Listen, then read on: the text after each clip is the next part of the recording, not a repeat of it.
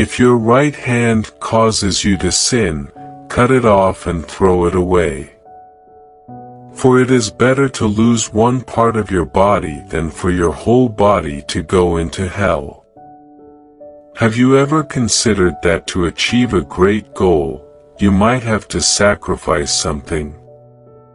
I will teach you a profound lesson about sacrifice.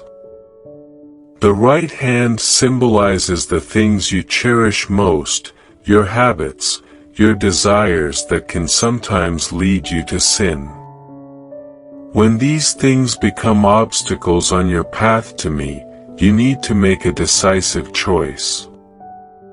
Cutting off your right hand is a symbolic representation of a great sacrifice. But I want you to understand that this sacrifice is necessary for our salvation. In your daily lives, you may encounter similar situations. Perhaps it's a toxic relationship, an unsuitable job, or a bad habit. To have a better life, you need the courage to give up what is not good. When you are willing to sacrifice, you will find true peace and happiness. My teaching about cutting off the right hand is a reminder to you of the importance of sacrifice. Always remember that what you lose for me will be repaid many times over. Do not swear at all. Do not swear by heaven, for heaven is God's throne. Nor shall you swear by the earth, because it is his footstool. Why do I forbid you from swearing? Am I limiting your freedom? Not at all. On the contrary, I desire for you to become absolutely honest individuals. When you swear, you are trying to emphasize the truth of your words. But when your words are already worthy, swearing becomes redundant. In fact, it can even diminish the trust others have in you.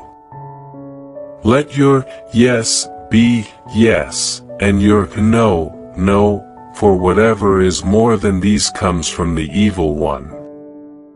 Simplicity and truthfulness in speech are what make a person strong. In your family, in your work, and in all your relationships, honesty is the solid foundation. When you are true to yourself and to others, you will build strong and happy relationships. My teaching about not swearing is not merely a moral rule but also an invitation for you to become more perfect individuals. Let us practice this teaching together, so that your lives may become more meaningful and better. Do not resist an evil person. If someone slaps you on the right cheek, turn to them the other cheek as well. Why do I teach you this? And how can you apply this teaching in modern life? Turning the other cheek is not a sign of weakness or surrender. It's a way to break the cycle of violence. When we retaliate, we only fuel the fire of hatred. But when you love your enemies, you sow the seeds of peace. You can apply this teaching in many different situations in life. For example, when someone says something unkind about you, instead of responding with harsh words, you can choose to forgive and pray for them.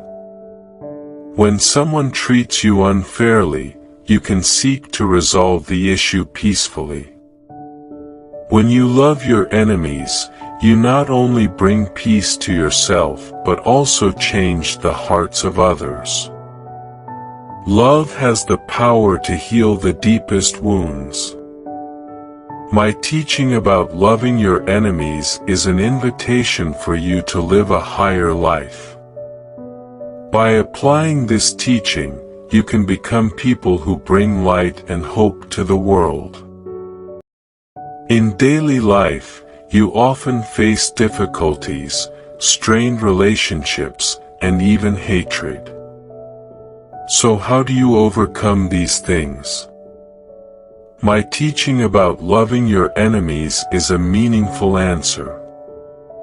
Loving your enemies doesn't mean agreeing with their wrongdoings, but choosing to treat them with love and kindness, even when they don't deserve it.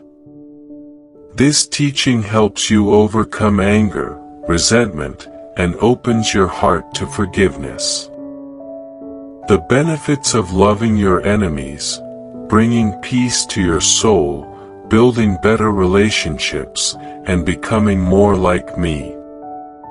Start with small actions, a greeting, a gesture of care.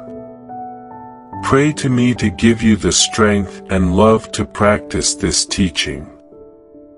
Remember, loving your enemies is a process. It takes time and patience. Loving your enemies is a great challenge, but it's also an opportunity for you to grow in faith. Let my love fill your lives, help you overcome all difficulties and become my true children. We've all strived for perfection, haven't we? It's a frustrating feeling when we fall short. But I'm going to teach you something deeper. Be perfect, as your Heavenly Father is perfect. It might sound difficult, but I don't want you to be perfectly perfect.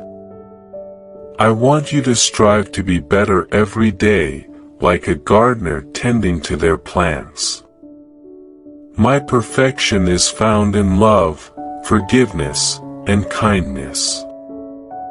When you try to live by these values, you are becoming more like me. When you make mistakes and are willing to apologize, you are showing love like mine. Or when you forgive others, you are demonstrating my kindness. You will never be as perfect as I am, but striving to be better every day is a beautiful journey. Remember, I am always with you, helping and encouraging you along the way. In the scriptures, I taught you, be careful not to do your alms before men, to be seen by them. Otherwise, you will have no reward from your Father in heaven. This simple statement carries a profound meaning. I want you to understand that when you do good deeds, your motivation should stem from love and humility, not from a desire for praise or recognition. Why is this? Because when you do good deeds with the intention of being seen by others, you're turning a noble act into a transaction. You're trying to buy admiration with your actions. But I do not need your approval. I simply desire for you to do good out of love for me and for others. So how can you perform good deeds humbly? You can start by keeping your good deeds private. There's no need to boast to everyone about what you've done. Doing good willingly, don't expect any reward, not even a thank you. Focusing on helping others, instead of thinking about yourself, think about those around you and how you can help them. When you perform good deeds humbly, you not only please me but also bring joy to yourself. For when you give, you will receive more than you have given. My teaching on performing good deeds humbly is an important reminder for all of you. Let us together live a meaningful life by doing good and living humbly.